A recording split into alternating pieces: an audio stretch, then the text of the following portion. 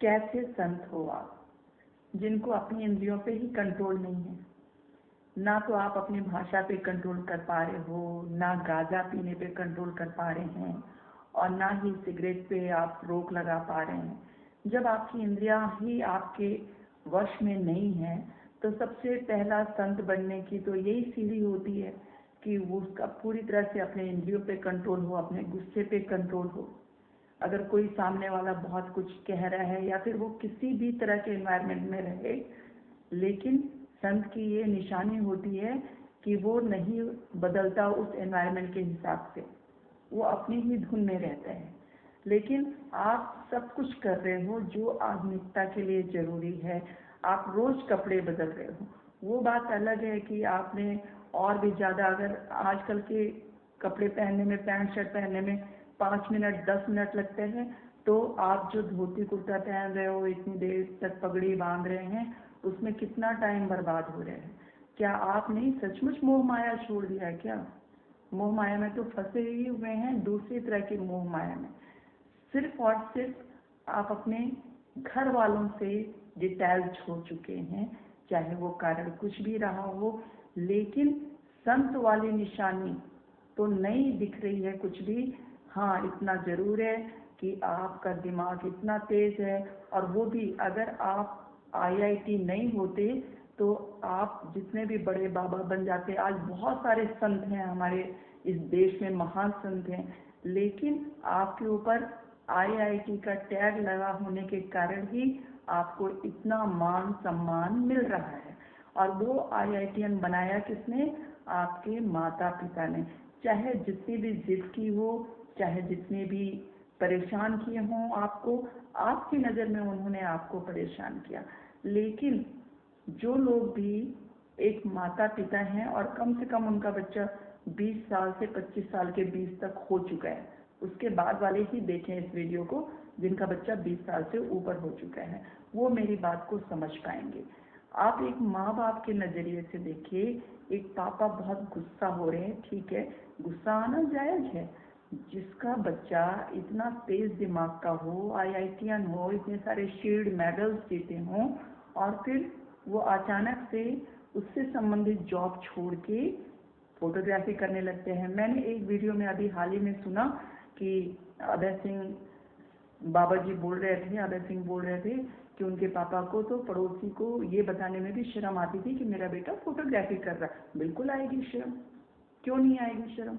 वो सोचेंगे अरे इनका बेटा लगता है आईआईटी में अच्छा सफल नहीं हो पाया, तो उससे संबंधित उसको नौकरी नहीं मिल रही होगी।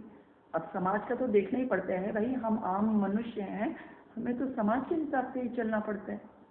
तो शर्म तो आएगी। अगर एक माता पिता होने के नाते अगर हम उस चीज़ को देखें तो हमें उनकी वो बात सही भी लग रही है कि भाई वो पड़ोसी को बताने में उनको शर्म तो आ रही होगी कि जो उनका इतना समझदार बेटा, इतना विद्वान बेटा, जिसकी बातें वो करते नहीं थकते थे, जब आईआईटी में आगे होंगे, आप तो कितना बड़ा उन्होंने पार्टी किया होगा, कितना खुशी का माहौल होगा, आपने उस सब को धूमिल कर दिया।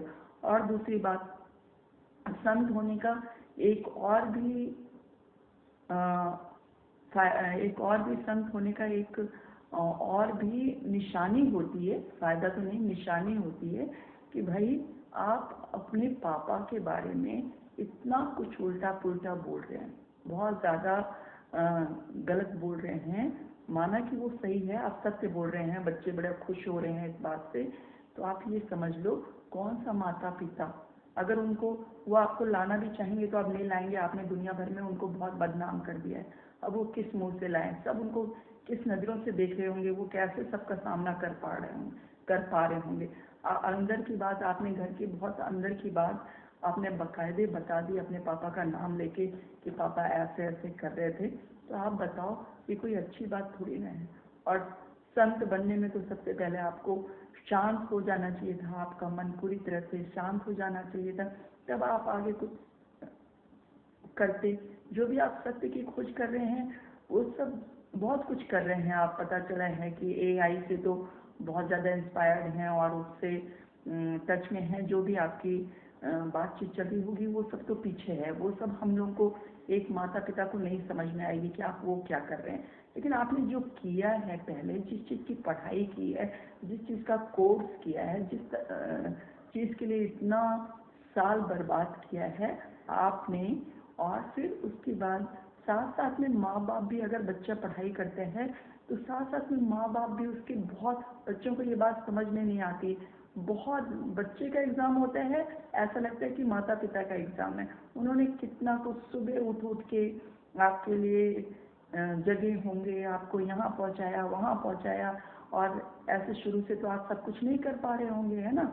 आज आप जो भी बन गए हैं, बाबा बन गए, वो भी आईआईटी का टैग लेके घूम रहे हैं, इस वजह से आपको पूरी दुनिया सलाम कर रही है, वरना बहुत बड़े बड़े ज्ञानियों को इस देश ने पूछा नहीं।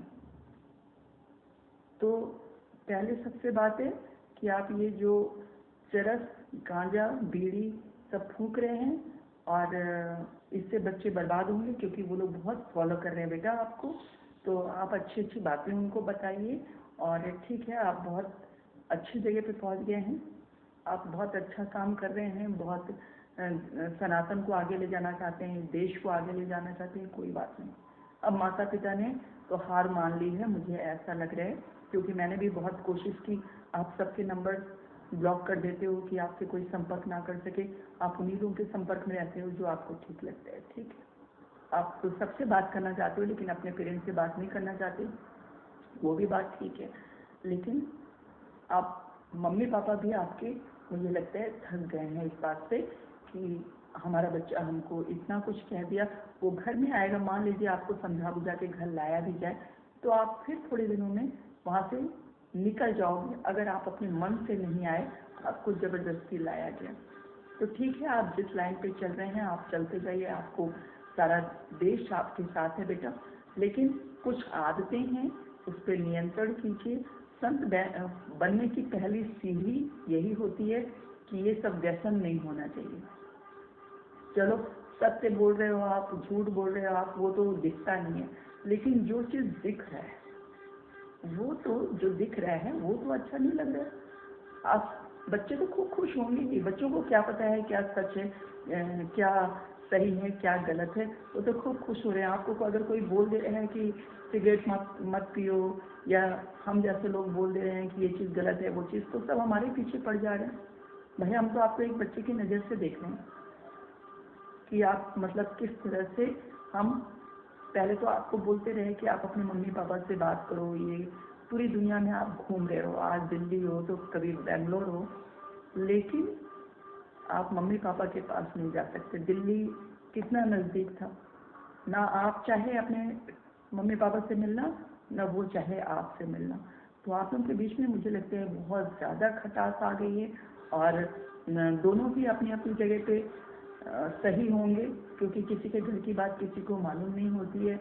बहुत सारी ऐसी बातें होती हैं जिससे आदमी डिटैच हो जाते हैं रिश्तों से। तो सबके अपने अपने रिश्तों की एक लिमिट होती है, जिसमें जितना हस्तक्षेप कर सकते हैं उतना ही करना चाहिए। हम लोग अपनी कोशिश करते रहेंगे, जब जब मौका मिलेगा हम आपको अच्छी बातें बताते रहेंगे।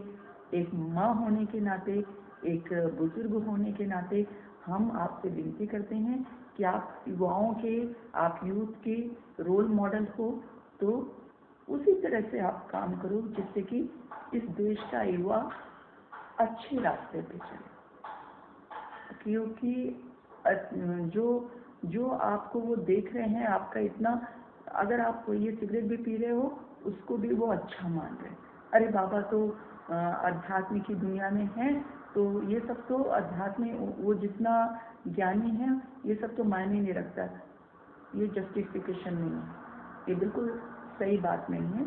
सबसे पहले आप अपने ऊपर कंट्रोल कीजिए, इन सब चीज़ों को छोड़िए, गुस्सा छोड़िए, और बहुत ज़्यादा अगर आप शांति से उस चीज़ को काम कर पाएंगे तो ज़्यादा सही रहेगा। अब बहुत ज़्यादा लोगों के सवालों का जवाब देते हैं और इसलिए आपको इरिटेशन होते हैं।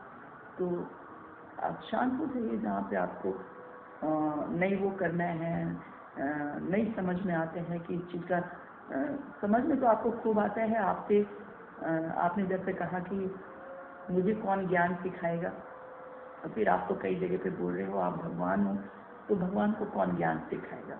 लेकिन हम जैसे माताएं तो भगवान को भी ज्ञान सिखाने लगेंगे। यही सच्चाई है। हम जैसी माताएं हैं ना, भगवान जी को भी ज्ञान सिखाएंगे, क्योंकि हमें लगता है हमारा काम है, हम अपने आप को रोक नहीं पाते।